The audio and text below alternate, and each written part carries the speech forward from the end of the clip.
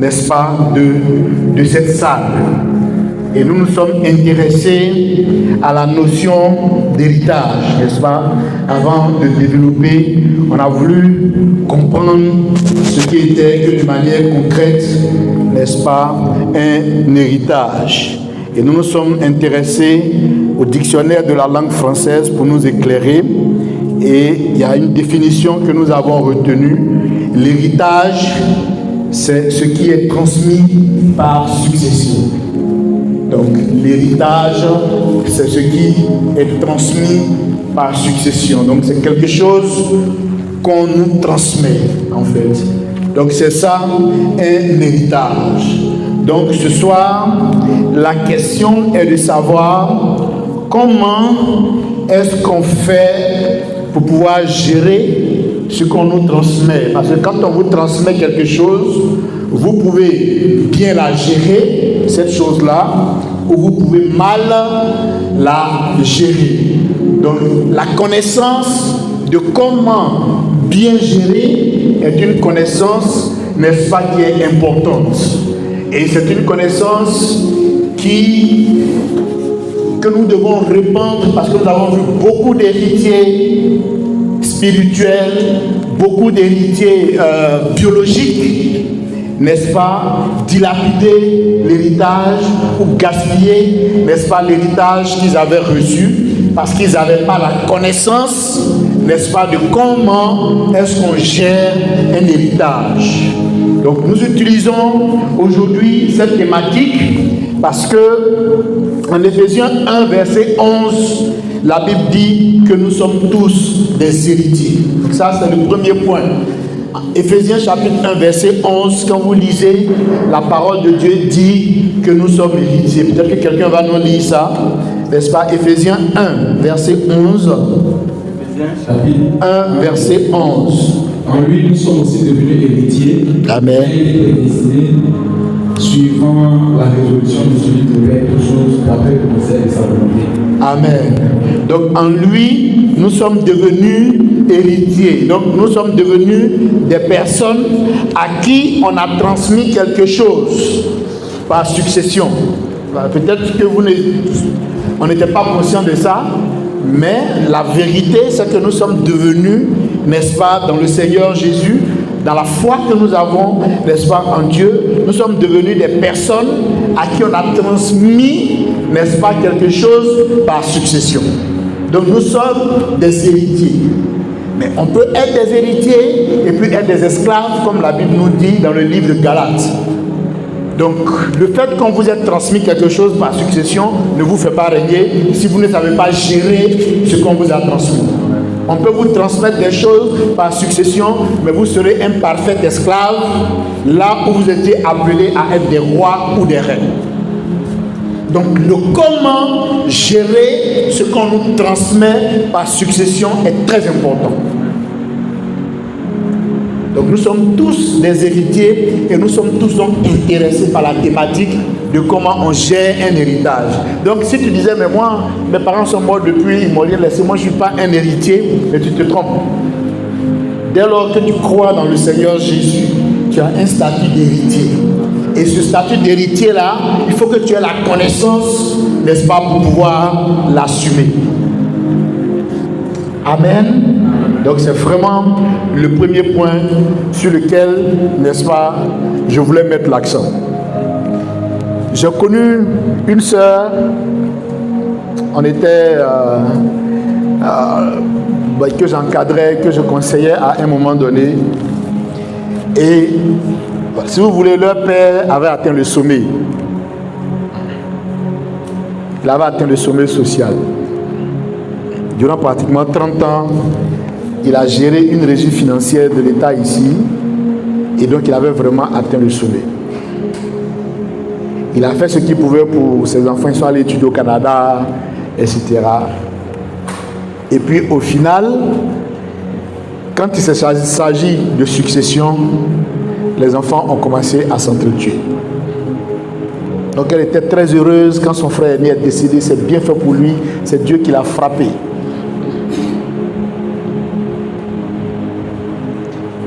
Et elle priait pour que son autre frère meure aussi.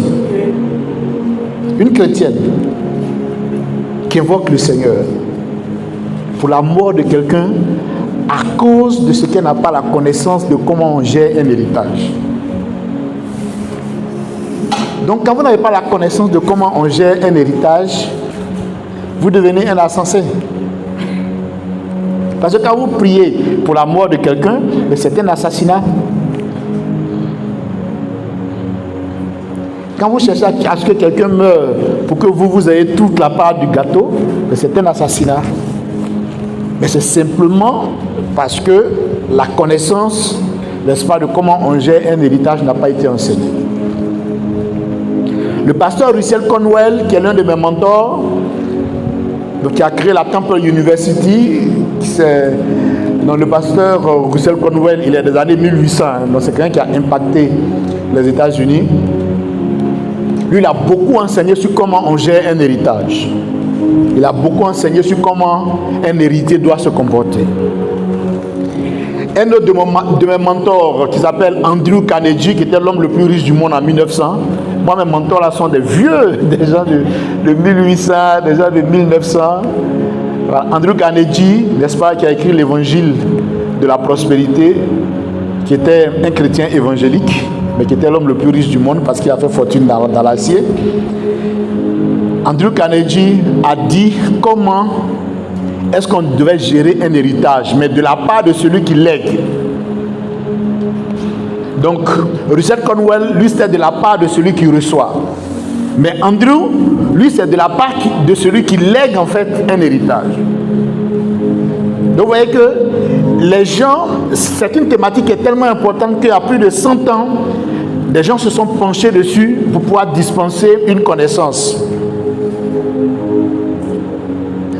Parce que ce qui se passe, c'est que comme les héritiers sont en train de s'entretuer, ceux qui sont en train d'hériter maintenant, ce sont les magistrats et les notaires. C'est eux qui savent où se trouvent les biens, c'est eux qui savent tous les trucs. Donc ils dissimulent, et puis les bénéficiaires même sont en train d'aller dans la tombe. Ils sont en train de bousiller tout ce que les parents en fait ont réalisé. Donc c'est valable sur le plan biologique, mais c'est aussi valable sur le plan spirituel. Donc le deuxième point que je veux aborder, c'est que pour pouvoir gérer un héritage, il faut d'abord connaître la valeur de l'héritage qu'on a. Donc on va lire Genèse chapitre 25, verset 32.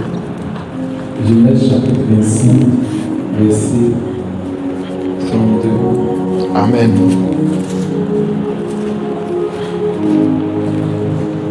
Genèse 25, verset 32. Ésaü répondit, voici, je m'en vais mourir, à quoi me sert ce droit d'aînesse? Voilà. Donc Ésaïe répondit, Ésaïe avait reçu le droit d'aînesse, de par sa naissance et tout ça. Et ça devait être son héritage, il devait régner sur tous ses frères. Mais il n'a pas reconnu la valeur de ça. Il dit, il va faire quoi avec ça? Donc, pour savoir gérer un héritage, il faut reconnaître d'abord que tu as un héritage. Et il faut reconnaître la valeur de cet héritage-là. Si tu ne reconnais pas la valeur d'un héritage, tu ne pourras pas gérer en fait l'héritage que tu as. Tu vas le dilapider et tu vas le perdre. Tu vas le brader en fait. Donc Ésaïe a bradé, n'est-ce pas, son droit d'aînesse pour un repas. Parce que pour lui, le droit d'aînesse n'avait aucune valeur en fait. Donc on connaît des gens qui bradent leur héritage parce qu'ils ne reconnaissent pas la valeur de l'héritage, n'est-ce pas, qu'ils ont. Donc aujourd'hui, je rappelle à chacun que nous sommes tous des héritiers. Mais l'héritage que nous avons un héritage spirituel. Cet héritage-là, nous ne pouvons l'exploiter et le gérer que si nous sommes conscients de sa valeur. Si nous ne sommes pas conscients de la valeur de l'héritage spirituel qu'on a, on ne pourra pas en fait le gérer. Donc pour pouvoir gérer un héritage, il faut être conscient de la valeur de l'héritage qu'on a. Ensuite, parce qu'il y a des points où je vais mettre beaucoup l'accent, Ensuite, il faut connaître le modèle d'héritier que Dieu recherche. Là, je vais mettre un peu de temps. Donc, il faut connaître maintenant le modèle d'héritier. Parce qu'on vit comme ça, et puis ça nous tombe dessus. Et puis, on commence à se battre pour les parts, sans savoir que la posture, ou bien la position d'héritier, là, c'est une position qui s'assume. Et c'est un statut particulier, en fait, qu'il faut connaître et qui nécessite une manière de fonctionner et de faire. Donc, je vais demander au pasteur Pierre de nous lire Jean 14, verset 12. Le modèle d'héritier que Dieu recherche. Jean chapitre 14, verset 12. En vérité, je vous le dis, celui qui croit en moi fera aussi les œuvres que je fais, et il en fera de plus grands parce que je m'en vais au Père. Donc, Jésus était dans une dimension de succession. Il dit, lui, il s'en va. Parce qu'on parle d'héritage quand le principal s'en va, en fait, et nous met dans une position de succession. Donc, il dit, voilà ce qui va se passer. Celui qui va hériter de moi, là, il fera ce que je fais, mais il fera plus. Donc, l'héritier que Dieu veut, donc on a Jésus ici, quelqu'un qui s'en va et qui laisse la succession. Et il dit la posture de celui qui succède là. Donc la posture de l'héritier, c'est qu'il doit faire beaucoup plus que, n'est-ce pas, celui qui l'a succédé ou bien qu'il est en train de succéder. Donc voici le genre d'héritier, n'est-ce pas, que Dieu veut. Dieu veut des héritiers qui font plus.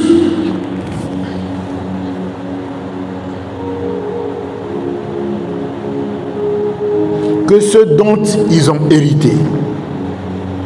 Donc ça, c'est une posture qui est importante. Parce que tant qu'on n'a pas bien cerné cette posture-là, on ne peut pas gérer en fait un héritage. Donc Dieu ne veut pas des héritiers qui viennent dilapider et faire disparaître en fait l'héritage. Non. Il veut des héritiers non seulement qui maintiennent l'héritage, mais qui développent l'héritage, qui font grandir l'héritage beaucoup mieux que ce que le précurseur a fait en fait. Donc voici le genre d'héritier que Dieu veut. Voici les héritiers qui sont dans la pensée de Dieu. C'est ceux qui font des œuvres beaucoup plus grandes. Donc si vous avez reçu un héritage spirituel de Jésus, il faut que vous compreniez que vous devez faire beaucoup plus que Jésus. Paul est allé au-delà des contrées, n'est-ce pas, que Jésus avait visitées. Il a eu un niveau de déploiement, n'est-ce pas, qui va, n'est-ce pas, au-delà du niveau de déploiement physique de Jésus. Donc vous devez comprendre que dès lors que vous êtes dans une position d'héritier, vous êtes dans la position de quelqu'un qui doit travailler plus que celui qui l'a succédé. Donc, si vous avez un papa biologique qui vous a laissé 100 milliards, ça veut dire que vous devez laisser beaucoup plus que 100 milliards. S'il a pu laisser 100 milliards, c'est que vous, dans votre déploiement, vous devez faire beaucoup plus. Mais pourquoi est-ce que l'héritier doit faire beaucoup plus? Parce que les conditions sont beaucoup plus difficiles et plus contraignantes pour celui qui laisse un héritage. Vous allez voir qu'au temps de Jésus, c'était difficile parce que les ténèbres régnaient beaucoup plus sur la terre. Et lui, il fait un travail qui fait que les choses deviennent beaucoup plus faciles en fait. Donc, naturellement, tous ceux qui viennent dans cet environnement-là où les choses sont beaucoup plus faciles, où les prix sont déjà payés, où les victoires spirituelles sont déjà acquises, etc. Naturellement, celui qui vient dans cet environnement-là doit faire beaucoup plus. Mais il ne peut faire beaucoup plus que s'il a compris qu'il doit faire beaucoup plus. Et il ne peut faire beaucoup plus que s'il a compris comment est-ce qu'on gère un héritage. C'est ce qui fait que les héritiers ont le devoir de faire beaucoup plus. Parce que les précurseurs ont travaillé dans des environnements. Ça veut dire que quand ils venaient, il n'y avait même pas de champ en fait. Et ils ont réussi à labourer, ils ont créé un champ. Donc on ne peut pas demander à celui qui vient déjà trouver un champ d'avoir le même rendement que celui qui n'a pas trouvé de champ.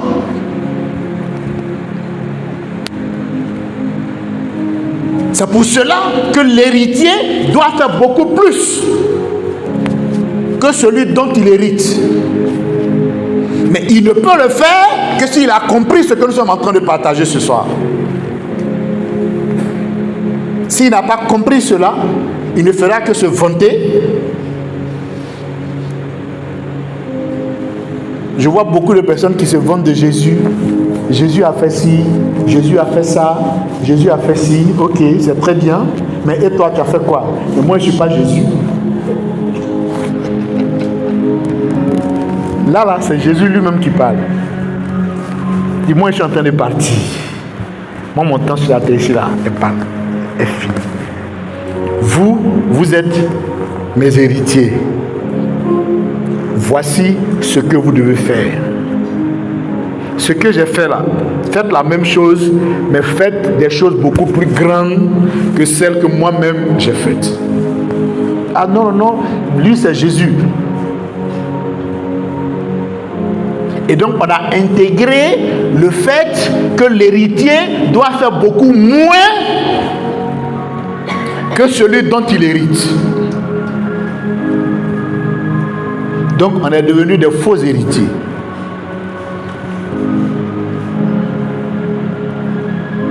L'héritier que Dieu veut, c'est l'héritier qui fait des œuvres beaucoup plus grandes.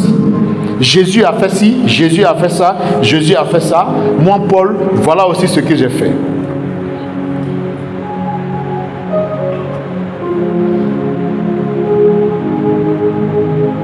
Donc chacun de nous doit pouvoir avoir un témoignage personnel.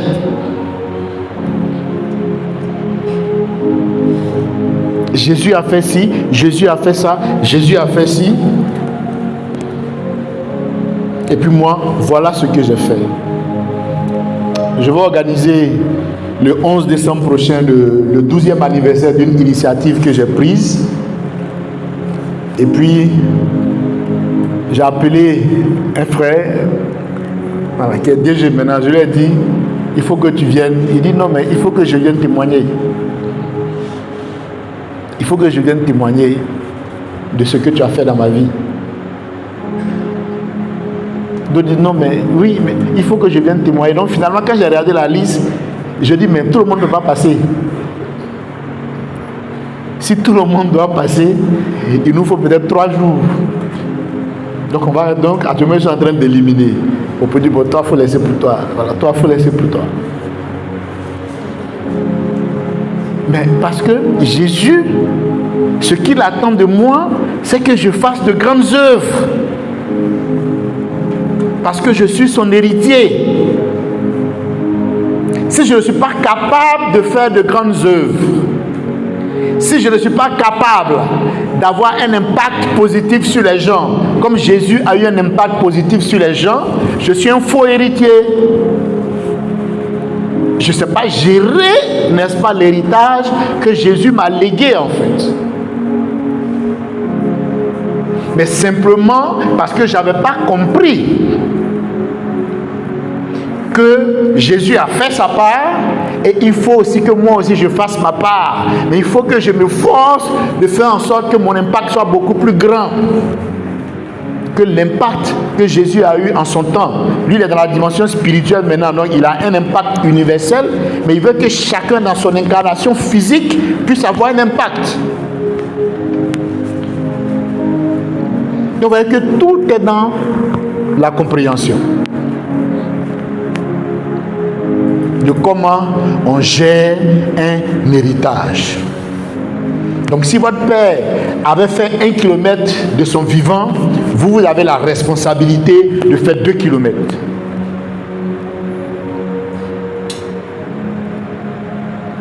Si il avait fait 100 km de son vivant, vous avez la responsabilité de faire 200 km. On va voir ça tout à l'heure. Pourquoi je parle du double. Mais il faut simplement qu'on comprenne que quand on est héritier, on doit faire beaucoup plus que celui dont on hérite. Quand tu es animé de cet esprit-là, tu ne peux jamais tuer ton frère.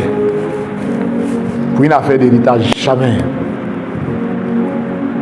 Puisque les capacités que cette mentalité-là te donne là, sont des capacités qui te permettent toi-même de te prendre largement en charge. Donc il ne peut pas te venir à l'idée de jeûner et de prier pour la mort de ton frère. Pour que toi seul, tu sois seul à hériter.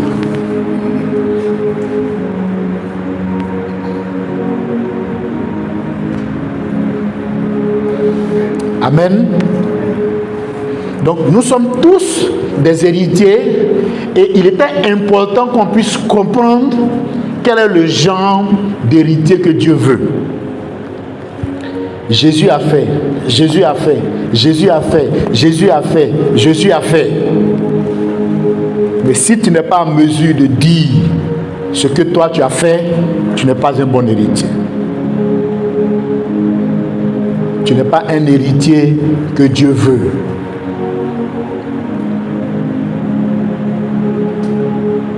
Je me souviens, quand un ami pasteur et puis un autre truc m'ont fait asseoir pour dire, bon, toi tu dis tu es le booster, mais depuis là, on ne voit rien, tu n'as pas de voiture, tu n'as pas ceci, tu n'as pas cela, et tout ça. J'ai dit, oui, c'est vrai. Mais toi-même le pasteur, quand on se rencontrait là, voici à quel niveau tu étais. Et puis, quand tu m'as rencontré, voici à quel niveau j'étais positionné. Ensuite, toi, quand on se rencontrait là, voici à quel niveau tu étais. Tu dormais dans le salon des gens. Et puis, par rapport au travail que j'ai fait dans ta vie, là, voilà où tu es aujourd'hui. Et si j'ai pu faire ça pour vous, je peux faire ça pour moi-même aussi. Donc, je ne peux pas vous montrer maison, voiture, tout ça. Non. Mais je peux aligner 100 personnes qui peuvent témoigner que quand ils m'ont rencontré là, voici comment leur vie a changé. C'est ce qu'on veut en fait. Mais on peut dire ça parce qu'on a compris le type d'héritier qu'on veut. Donc ce n'est pas de l'orgueil que de travailler comme Paul a travaillé. Ce n'est pas de l'orgueil que de transpirer pour faire beaucoup plus que celui dont on tient l'héritage. C'est ce que Dieu veut. Donc si nous avons compris ça, on peut gérer un héritage. On peut être de bons gestionnaires, n'est-ce pas, d'héritage. Ensuite, le 4e point, c'est la bonne attitude de l'héritier. Donc on était sur le type d'héritier que Dieu veut. Maintenant, on touche l'héritier lui-même et sa posture. En 2 Rois 2, verset 9.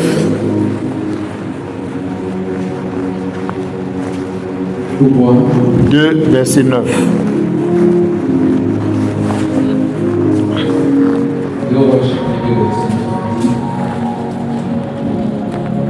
Lorsque Jésus passait, Élie dit à Élisée, demande ce que tu veux que je fasse pour toi avant que je sois en demeure avec toi. Élisée répondit, qu'il y ait sur moi, je te prie, une double portion de ton esprit. Amen. Amen. Donc, on est dans une posture encore où quelqu'un s'en va. Comme j'ai dit, on parle d'héritage quand il y a quelque chose qui est transmis par succession. Donc, on a Élie, le père spirituel, et puis on a Élisée qui est le fils spirituel. Mais Élisée, c'est un héritier modèle en fait. Donc c'est pour ça que je parle de lui. Élisée, c'est un héritier modèle parce que premièrement, il a reconnu la valeur de l'onction. Il aurait pu se dire, comme Ésaü, mais est-ce qu'on mange? Ensuite, deuxièmement, il avait compris qu'il devait faire 2 fois plus que son père spirituel. Donc, quand il n'a pas lâché, n'est-ce pas, son père spirituel, il est resté avec lui jusqu'à la dernière minute. Son père spirituel lui a demandé, mais qu'est-ce que tu veux? Il n'a pas dit, je veux ce que tu as.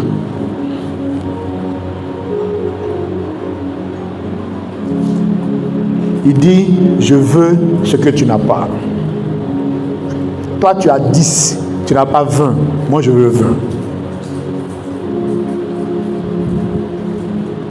Toi, tu as une portion. Moi, je ne veux pas une portion. Je veux 2 portions. Est-ce que vous comprenez un peu? Vous voyez un peu un héritier? Élie, c'était un homme de Dieu exceptionnel. Mais Élisée savait gérer un héritage.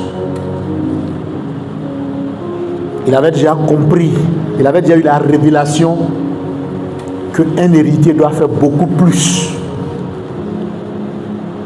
que celui dont il hérite. Donc quand son père spirituel lui dit, qu'est-ce que tu veux?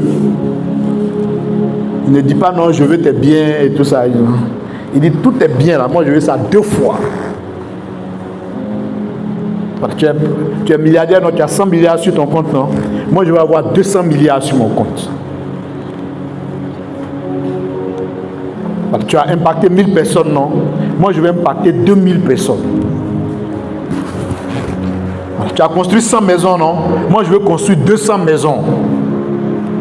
Alors, tu as 10 voitures, non? Moi, je veux 20 voitures.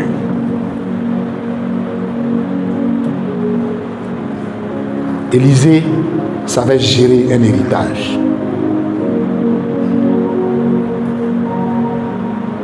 Et Élie lui a dit, ce que tu demandes, c'est difficile. Parce que quand tu dois faire beaucoup plus, ça veut dire que tu dois transpirer plus. Ça veut dire que tu dois travailler plus. Ça veut dire que tu dois faire 2 fois plus d'efforts.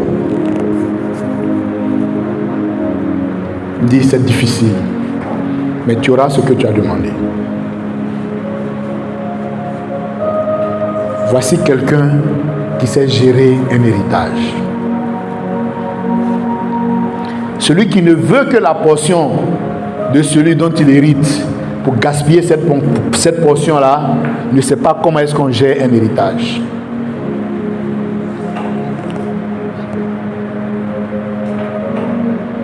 La portion qui était sur le père spirituel, la portion que le père biologique avait, un bon héritier doit chercher la double portion.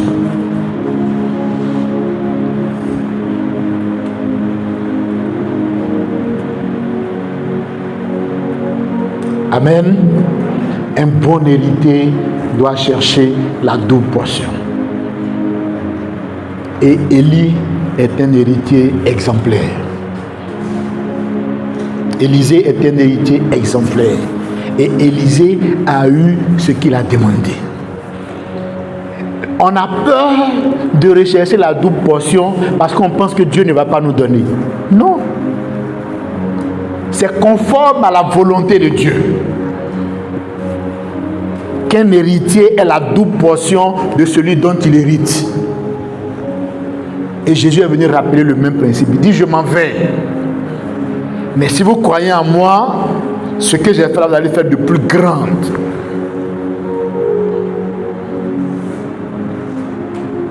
C'est comme ça qu'on gère un héritage. En manifestant la double portion de ce que celui dont on a hérité avait. Et Élisée est un excellent modèle.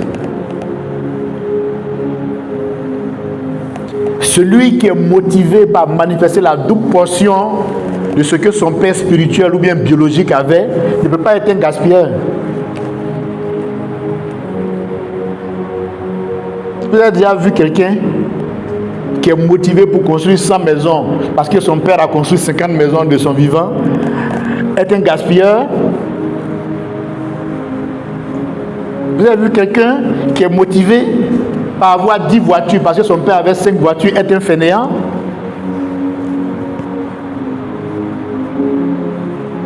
Cette motivation-là t'amène à aller chercher dans tes tripes. Elle t'amène à travailler, elle t'amène à te dépasser.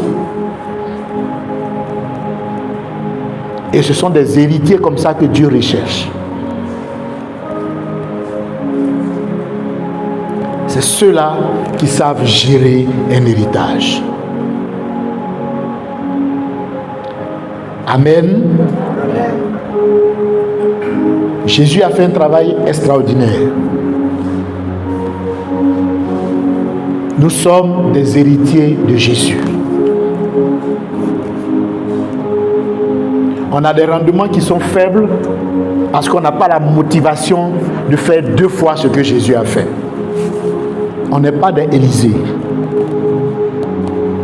C'est pour ça que notre rendement est faible. Notre seule motivation, c'est de chanter ce que Jésus a fait. Mais chanter ce que Jésus a fait ne fait pas de nous des héritiers qui sont dignes.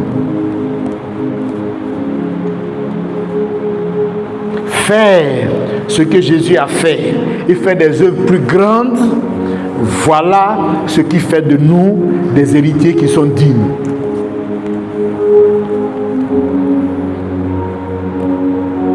Nous vanter d'avoir des parents riches et prospères ne fait pas de nous des héritiers modèles comme Dieu veut. Mais être déterminé à réaliser 2 fois plus que ce que nos parents ont réalisé, ça fait de nous, n'est-ce pas, des héritiers modèles.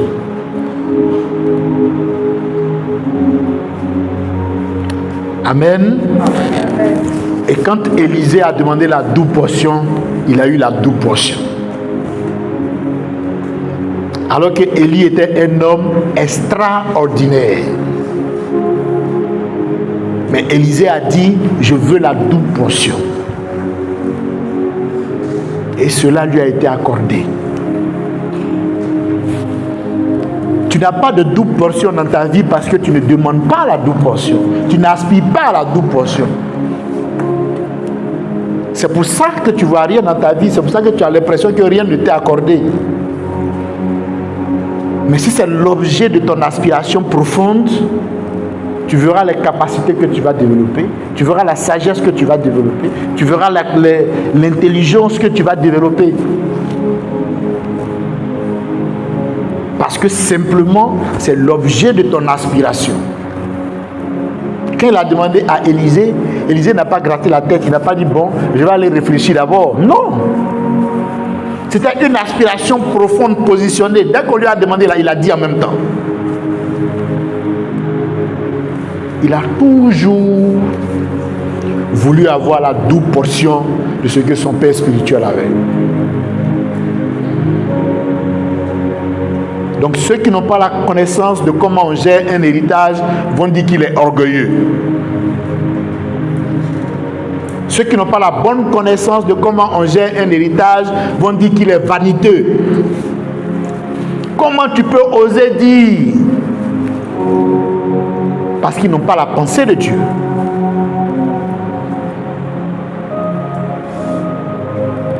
La pensée de Dieu, c'est que l'héritier fasse au moins 2 fois ce que celui dont il hérite a fait. Donc Élisée était dans cette pensée-là et cela lui a été accordé, bien que ce soit difficile. Quand vous héritez de quelqu'un qui a été percutant et que vous vous engagez à être 2 fois plus percutant, ça veut dire que vous allez transpirer. mais cela vous sera accordé.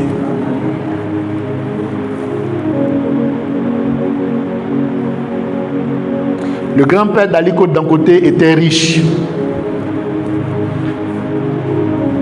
Mais Aliko Dangote a dit, le niveau que mon grand-père a atteint là, je vais dépasser ça largement. Il avait cette motivation-là. Donc là où les autres héritiers dilapidaient, lui, il a su faire fructifier. C'est tout. Ça dépend de l'aspiration profonde en fait. Là où les autres gaspillaient, lui, il démultipliait. Son grand-père n'était même pas l'homme le plus riche du Nigeria. A fortiori, l'homme le plus riche d'Afrique. Mais lui, il est devenu l'homme le plus riche du Nigeria et il a dépassé encore la limite du Nigeria pour devenir l'homme le plus riche d'Afrique. C'est ça un héritier.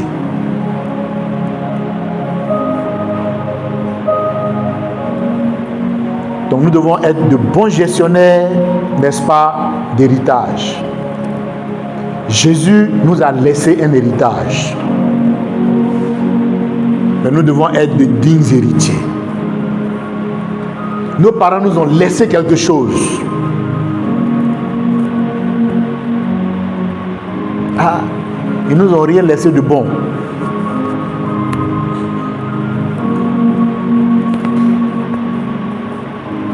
C'est pas comme ça qu'un héritier fonctionne. Un bon héritier, même si ton papa t'a laissé un stylo, il faut reconnaître la valeur du stylo que ton papa t'a laissé.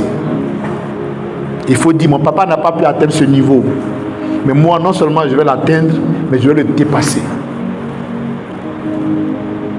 Cela te sera accordé.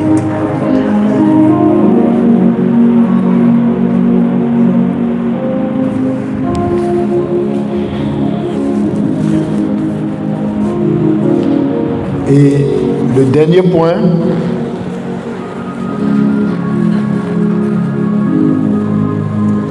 c'est la nécessité de laisser un héritage aux générations futures. Je ne sais pas si on peut nous lire Proverbe 13, verset 22.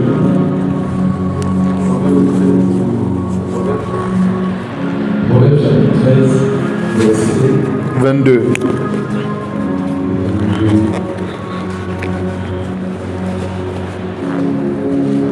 Proverbe 13, verset 22 dit: l'homme de bien a pour héritier les enfants de ses enfants, mais les richesses des pécheurs sont réservées pour le juste. Amen. Oui, l'homme de bien a pour héritier les enfants de ses enfants. Il y a une autre version qui dit que l'homme de bien laisse un héritage. Qui a cette version-là? Proverbe 13, verset 22. Qui dit que l'homme de bien laisse un héritage aux enfants de ses enfants. Qui a cette version? Proverbe 13, 22. Vous l'avez? Ce que l'homme de bien laisse derrière lui, Oui. passe aux enfants de ses enfants. Très bien. Voilà. Donc, dans la gestion de l'héritage, il y a un volet où on gère l'héritage qu'on a reçu. Et puis il y a un volet où nous-mêmes, on laisse un héritage derrière nous parce qu'on a appelé à passer. Les autres sont passés, nous avons succédé, mais nous aussi, nous allons passer en fait. Un succès sans successeur est un échec. Donc l'homme de bien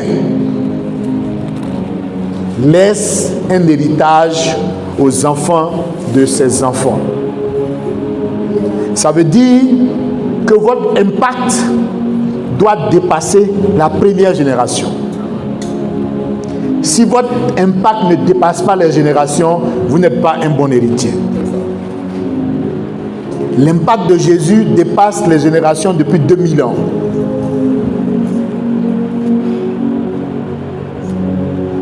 il faut que chacun comprenne qu'il doit laisser un héritage qui dépasse ses enfants et qui touche au moins, n'est-ce pas, ses petits-enfants. Donc il y a la gestion de l'héritage acquise, mais il y a aussi l'héritage qu'on laisse. Et donc dans le système qu'Andrew Carnegie a mis en place, lui en son temps, pour la gestion de l'héritage, c'est lui qui a créé les systèmes de fondation. Donc, il dit qu'un héritage, on le lègue quand on est vivant. Donc lui n'a pas la même manière de fonctionner que les Akans. Voilà. Andrew Carnegie dit que si tu ne gères pas ta succession de ton vivant, ce sont des vauriens qui vont venir s'accaparer. Donc, de son vivant, il a légué, il a remis ce qu'il devait remettre à ses enfants, mais il a remis la grande partie dans sa fondation qui devait maintenant financer l'éducation dans le monde entier. Voilà, parce que lui, il estime que c'est une malédiction que de laisser une grande fortune aux enfants. Il dit les enfants, ils ont besoin du bon sens et d'une bonne éducation pour faire 2 fois plus. Donc on leur donne ce dont ils ont besoin, mais comme ils étaient extrêmement riches. Voilà. Donc son ami Rockefeller qui lui a succédé, qui était aussi son bras droit, les deux étaient évangéliques. C'est ceux-là qui font que les présidents jugent sur la Bible aux États-Unis. Les deux étaient évangéliques. Rockefeller était administrateur de l'église baptiste. Rockefeller avait près de 200 milliards de dollars de fortune. Donc si vous mettez en CFA, c'est plus de 100 000 milliards. Donc vous voyez que donc c'est de grosses fortunes en fait. Donc ils gèrent et puis ils mettent le reste dans des fondations qui financent des programmes et qui fonctionnent simplement sur les intérêts. Donc les enfants eux-mêmes travaillent dans les fondations.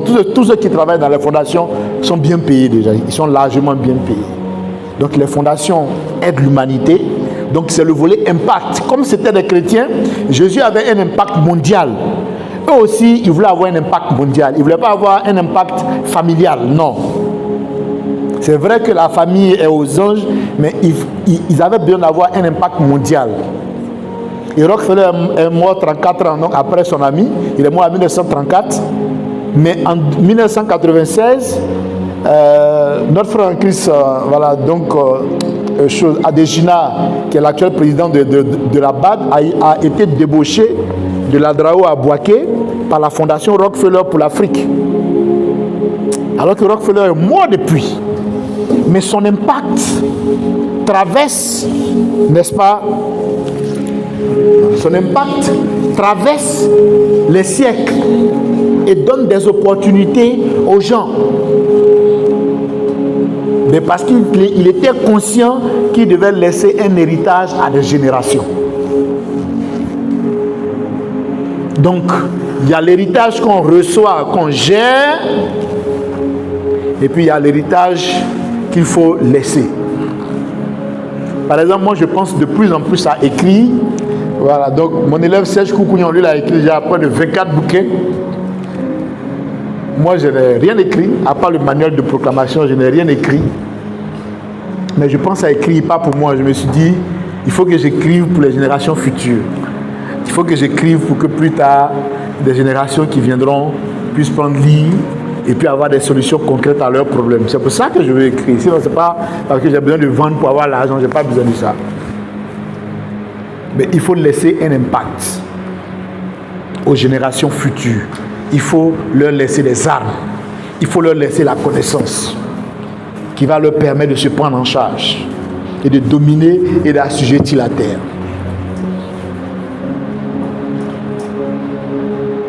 Donc voilà comment est-ce qu'on fonctionne.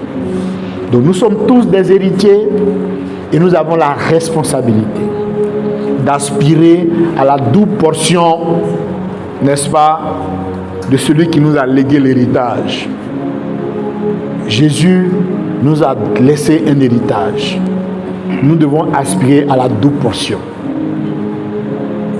Peut-être que tu as des parents biologiques qui quand on laisse un héritage, il faut aspirer à la double portion. Quand vous avez des héritiers qui aspirent à la double portion, l'héritage ne se perd jamais. Au contraire, l'héritage se fructifie.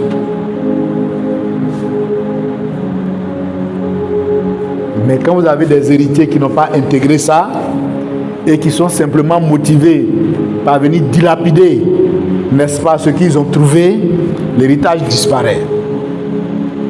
Et on ne peut pas le léguer à des générations. Amen. Ici, nous sommes dans une dimension d'excellence. Donc, vous voyez que le positionnement n'est pas un positionnement ordinaire. Cette manière de penser et de fonctionner là, ce n'est pas ordinaire, ce n'est pas commun. Mais si vous avez compris et si vous avez intégré ça, cela vous sera accordé. Élie a dit à Élisée, moi-même là, je suis un homme de Dieu extraordinaire, il n'y a pas l'homme pour moi. Mais ton aspiration, c'est d'avoir la double portion. Ce que tu demandes est difficile, mais te sera accordé. Donc, ce n'est pas parce que c'est facile, non.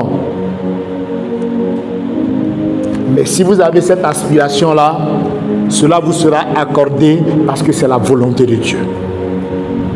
Parce que c'est conforme à la vision du royaume. Parce que le royaume, c'est l'expansion. Or, il ne peut y avoir d'expansion avec des héritiers qui dilapident. On ne peut pas avoir d'expansion avec des héritiers qui gaspillent.